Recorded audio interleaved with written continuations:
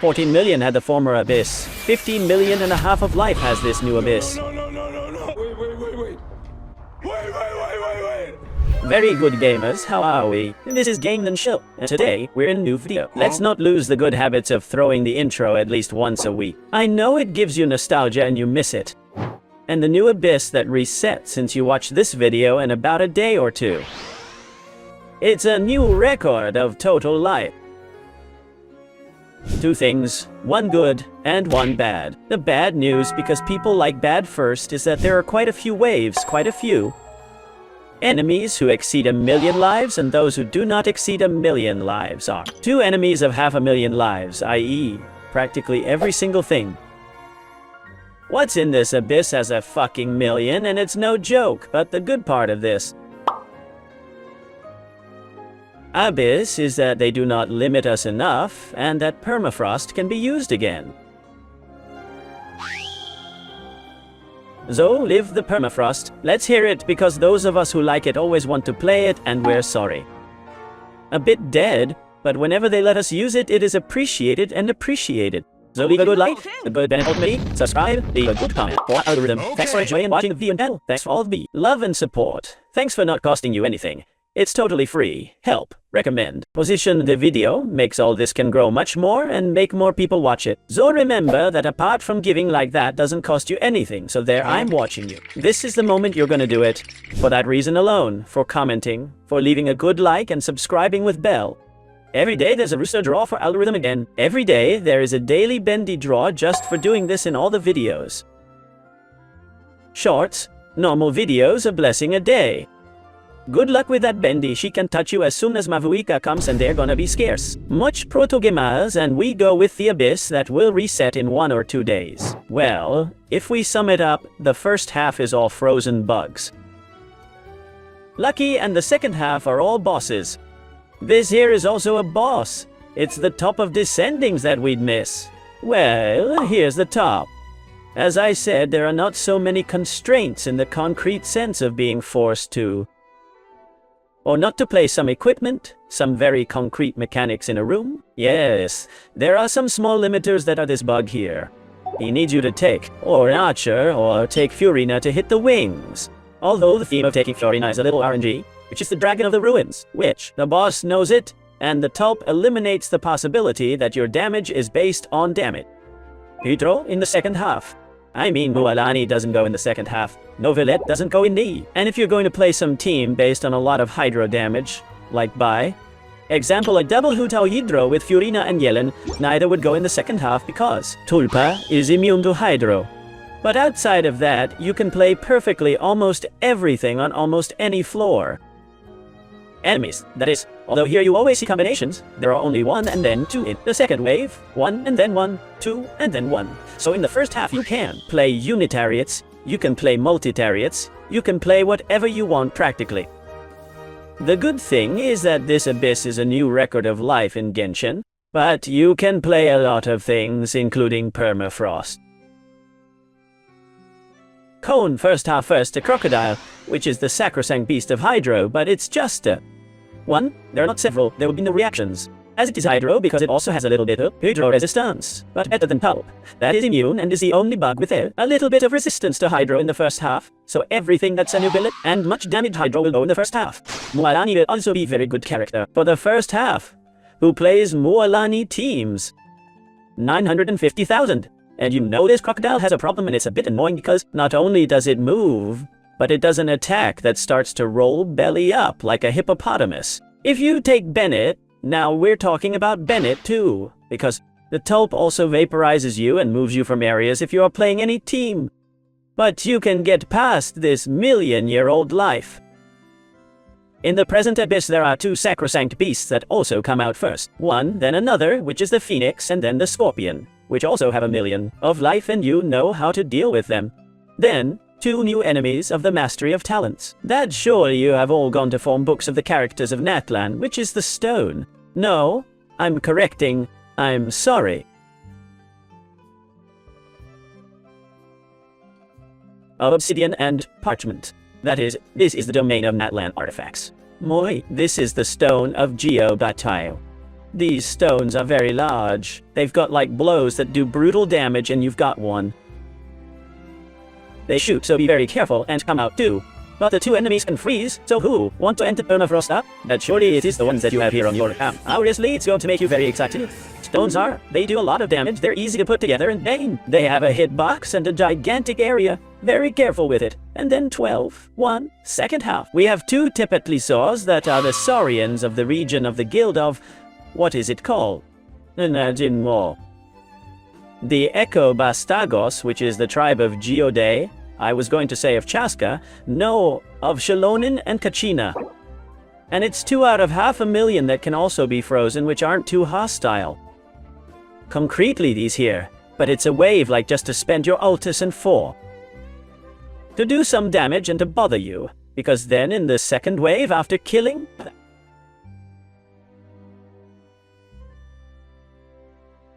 enables us to descend, which will be around here on screen and you know it. This top is A. Itariet inside the cave is relatively easy, has 2 million lives, has the east field that it's going to make you activate downs so you can test more downs if you don't yet. You are to Yesianyun, with what you are telling us that in 530 comes Cheyenne, in my opinion almost... For if in the former abyss we were put many shields Geo, to generate the need to play a Zhongli, and now that this abyss is ending, we have confirmed that Zhongli comes in the next version. In the next banner, if they put us here, down again they're also warning us that soon, surely on 530 comes Xianyan. To generate need for us, and for the creators to teach teams of descenders against this. Total life in this room is almost 5 million, that is crazy. Is it more or less easy? And here there's no equipment restriction, but remember that in the second half by top 12.3 there is no carry hydro. That's the only thing. Then 12.2, a single sacrosanct beast of 1 million who is also inside, which is an abyss that's a direct nerfiest to Bennett, because he evaporates you into the end.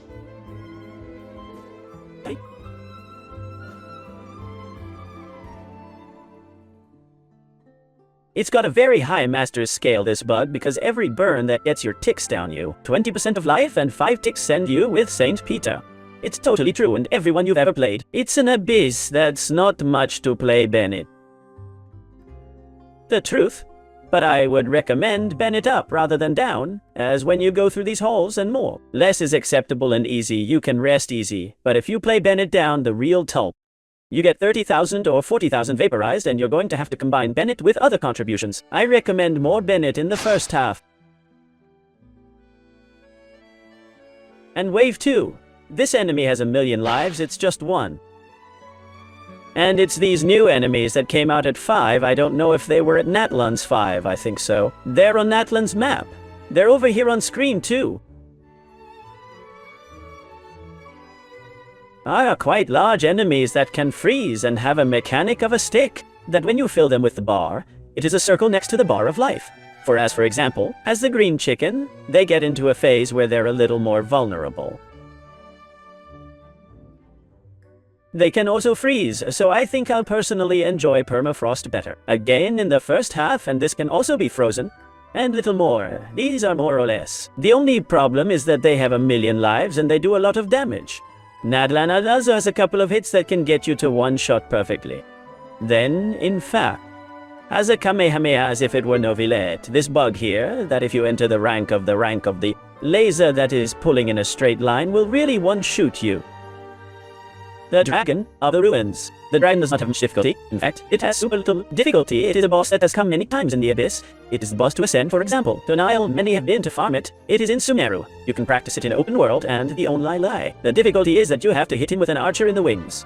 There are a couple of characters that you can ignore this and beat him equally. That they are Furina with animals quite a few years ago. Hits, and if you're lucky, because it's a little orang, those hits are gonna hit his wings and they're gonna heat to lie down, but here you will have to restart the room many times, and the problem in which it is not in the Fayan. First half, it's in the second, so every time you reset to see if Furina drops it, you go to have to pass these first 2 enemies again, and you can waste time.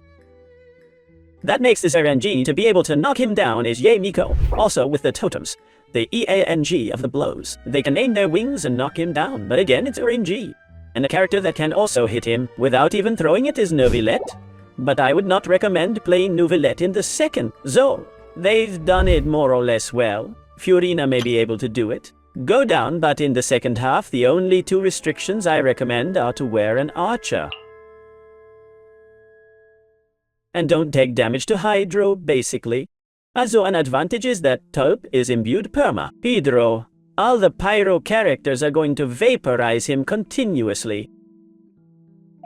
He's going to do everything vaporized, well, 1 in 3.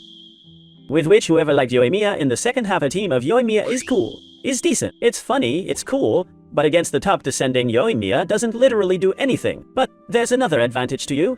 But the Dragon of the Ruins, the only problem. In quotation marks, you have to stick it with an archer in the wings. Try to carry an archer. Ororn, for example, is on the banner. We'll see it. 12-3. Which is, so let's say that the one that could be more difficult, the Tulp has almost 4 million of life because it is in the 12-3 and it is level 100. It can also be played in the second half. Overload teams. Jabrus teams that lately are playing more and more, and there will be a buff at the 5.2 reactions. The only thing you have to play an Overload team with Archer. That is a Ororon, official. A Yoimiya, for example. An Amber if you want to take the Archer there too. Why? Because the Overload, apart from being able to do good damage to everything with if you carry a Shabru's Overload team, first you don't take Veneer to vaporize you. Inside the ulti Venes, and then the Tulp is open in life from Hydro, with which a team of Fa Overload first he's going to insert Electro, and it's going to generate with the enemy's Hydro and Electro charged. And the Pyro characters of the Overload team are going to make a super vaporized on the Electro.